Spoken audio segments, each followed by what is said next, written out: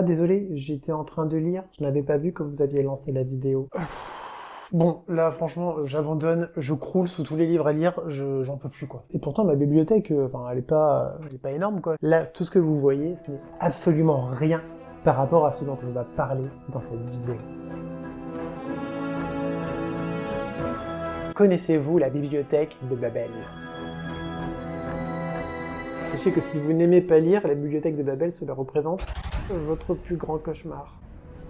Imaginez une bibliothèque qui contient tous les livres possibles et imaginables. Tous les livres qu'il est possible d'écrire regroupés en un seul lieu qui abriterait ainsi tous les savoirs accumulés par l'homme. Soyons clairs, tous les livres que vous avez lus, ils s'y trouvent dans cette bibliothèque. D'ailleurs, tout cela, ils y sont. Tous les livres de votre bibliothèque, ils y sont également. Tout ce qui a déjà été écrit par quelqu'un se trouve dans cette bibliothèque.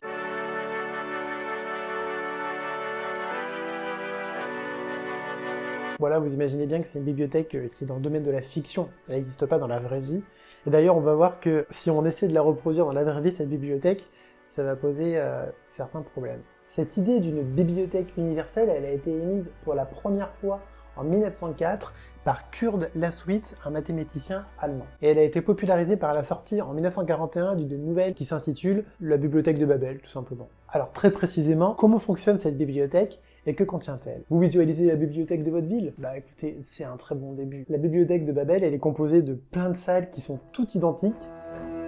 Donc elles ont toutes 4 murs qui sont chacun recouverts de 5 étagères, et sur chacune de ces 5 étagères, il y a 32 livres. Donc, sur chaque mur, il y a 160 livres, et dans chaque salle, il y a 640 livres. Est-ce que ça va? J'ai l'impression d'être le prof. Faut que j'arrête de parler comme ça.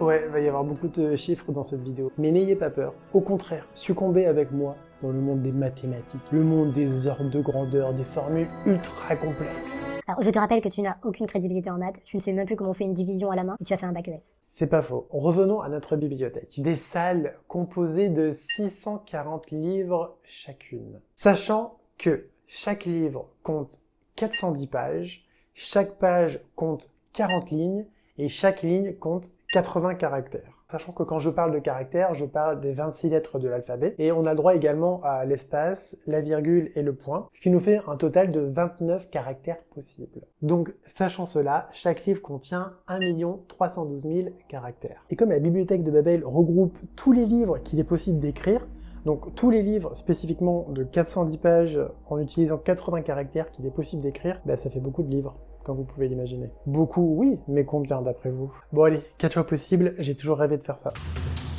D'après vous, la bibliothèque de Babel comprend A. 13 millions de livres, B. 130 millions de livres, C. 1300 millions de livres, D. Encore plus. Allez, je vous laisse 5 secondes de réflexion.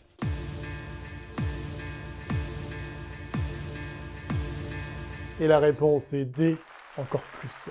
Et ouais, pour remplir cette bibliothèque, il faut 29 puissance 1 312 000 livres. En fait, je peux même pas vous montrer ce nombre autrement qu'en vous disant 29 puissance 1 312 000. C'est 29 qu'on multiplie par 29, qu'on multiplie par 29, qu'on multiplie par 29, etc. pendant 1 312 000 fois. Si on devait vraiment écrire ce nombre, sachez qu'il comporte près de 2 millions de chiffres. Si on voulait imprimer ce chiffre, sachez qu'il faudrait 500 pages A4. Mais si on s'intéresse au contenu de la bibliothèque de Babel, au-delà même des chiffres, ça devient encore plus fascinant. Clairement, si vous prenez un livre au hasard à la bibliothèque de Babel, il y a de très fortes chances que ce livre n'ait absolument aucun sens. Parce que la majorité des livres qui sont générés sont des suites de caractères, mais qui ne forment même pas des mots. Ça n'a aucun intérêt, aucun sens. Mais en revanche, si on fait la démarche inverse, tous les livres que vous avez lus, ils sont forcément dans la bibliothèque de Babel. Ça, là, c'est dans la bibliothèque de Babel. Ça aussi. Ça aussi, ça aussi, ça aussi, ça aussi, ça aussi, ça aussi. Voilà, je pense que vous avez compris. Même des trucs comme les manuels d'utilisation de tous les produits électroménagers, ils sont dans la bibliothèque de Babel. Et encore plus fort, dans toutes les langues basées sur l'alphabet latin. Au même titre que tous les classiques de la littérature. Votre journal intime et tous ses secrets, il s'y trouve. Si je prends le bon livre dans la bibliothèque, potentiellement je peux tout savoir sur vous. Mais quand on y réfléchit bien, il y a encore plus fort. Tout ce qui n'a pas encore été écrit, mais qui le sera un jour peut-être, est déjà dans la bibliothèque de Babel. Combien de futurs chefs-d'œuvre s'y trouvent?